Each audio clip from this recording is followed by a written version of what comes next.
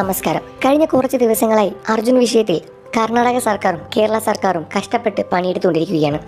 അർജുനെ കാണാതായിട്ട് ഒരുപാട് ആഴ്ചകൾ പിന്നിട്ടിരിക്കുന്നു. എന്നിരുന്നാൽ കൂടി അർജുനെ കാത്തിരിക്കുന്നത് ഒരു കുടുംബം മാത്രമല്ല, മലയാളികൾ മുഴുവൻ അർജുൻ്റെ തിരിച്ചുവരവിനായി പ്രാർത്ഥിച്ചുകൊണ്ടിരിക്കുകയാണ്. അങ്ങനെയുള്ള സംഭവത്തിലാണ് ഇന്ന് മലയാളികളെ ഞെട്ടിപ്പിച്ചുകൊണ്ട് പുതിയ വാർത്തകൾ പുറത്തു വരുന്നത്. കർണാടകയിൽ കഴിഞ്ഞ കുറച്ച് ദിവസങ്ങൾക്ക് മുൻപ് അർജുന് വേണ്ടിയുള്ള തിരച്ചിൽ അവസാനിച്ചിട്ടുണ്ടായിരുന്നു. അവസാനിപ്പിച്ചവിടെ നിന്ന് കഴിഞ്ഞ ദിവസം വീണ്ടും പുനരാരംഭിച്ചു.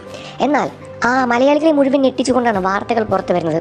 അർജുൻ്റെ വണ്ടിയുടെ അവശിഷ്ടങ്ങൾ കണ്ടെത്തിയിരിക്കുകയാണ്. ഒരുപാട് നാളത്തെ പരിശ്രമത്തിന് ശേഷമാണ് വണ്ടിയുടെ അവശിഷ്ടമെങ്കിലും കണ്ടെത്താൻ സാധിച്ചത്.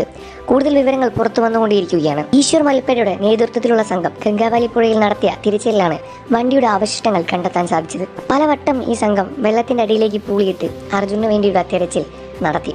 എന്നിരുന്നാൽ മണ്ണും അതേപോലെ മരവും എല്ലാം തന്നെ വെള്ളവും എല്ലാം കൂടി കലർന്ന് തിരച്ചിലിന്റെ സാധ്യത അത്രമേൽ കുറയ്ക്കുകയായിരുന്നു. വണ്ടിയുടെ ബോണറ്റ് എന്ന് തോന്നുന്ന ലോഹാവശിഷ്ടമാണ് ആദ്യമായി കണ്ടെത്തിയത്.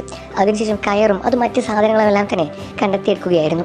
കയർ കണ്ടെത്തിയപ്പോൾ തന്റെ വാഹനത്തിൽ തടി കെട്ടാൻ ഉപയോഗിച്ച കയറാണ് എന്ന് മനാഫ് തിരിച്ചറിഞ്ഞിട്ടുണ്ട്.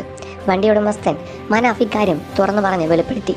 ശേഷം പിന്നീട് നടത്തിയ തിരച്ചിലിൽ 2 വണ്ടിയുടെ പൽചക്രങ്ങൾ കണ്ടെത്തിയിട്ടുണ്ട്. ഈ പൽചക്രങ്ങൾ അപകടത്തിൽപ്പെട്ട ട്രക്കിൻ്റെതാണോ എന്നത് കൺഫേം ചെയ്യേണ്ടിയിരിക്കുന്നു. അതിന്റെ സീരിയൽ നമ്പർ ഈ ഭാരത് ബെൻസിന്റെ അവരിലേക്ക് അയച്ച് അവരിൽ നിന്നൊരു കൺഫേം വേണ്ടിയിരിക്കുന്നു. അതിനുവേണ്ടിയുള്ള കാത്തിരിപ്പിലാണ് ഇനി മലയാളികൾ മുഴുവനും. അതുമാത്രമല്ല, ഇനി മുന്നോട്ടുള്ള തിരച്ചിൽ വളരെയധികം ബുദ്ധിമുട്ടേറിയതാണ് എന്ന് മനസ്സിലാക്കിയ ശേഷം മണ്ണ് മാറ്റാതെ ഇനി മുന്നോട്ടുള്ള തിരച്ചിൽ സാധ്യമല്ല എന്ന് മനസ്സിലാക്കിയിരിക്കുന്നു. അതുകൊണ്ട് തന്നെ കഴിഞ്ഞ ദിവസം നടന്ന യോഗത്തിൽ മണ്ണ് മാറ്റാനു വേണ്ടിയുള്ള തീരുമാനങ്ങൾ എടുത്തു.